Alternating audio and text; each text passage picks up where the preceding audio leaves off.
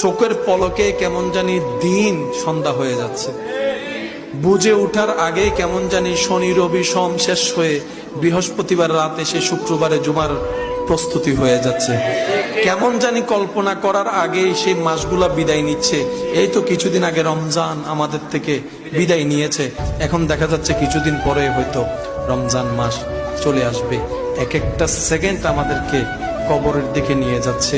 বেশি দিন বাঁচবো না। এই পৃথিবীতে কত চেহারা ছিল, এখন দেখা যাচ্ছে না, সবাই চলে গিয়েছে মাটির নিচে, কারো আর দেখা হওয়ার সুযোগ নাই। আল্লাহ চাহে তো হয়তো হাসরের ময়দানে দেখা হবে, দুনিয়াতে আর দেখা হওয়ার সুযোগ নাই। বাঁচবো আর কয়দিন, থাকেন না নিজে ভালো, অন্যকে একটু ভালো রাখেন।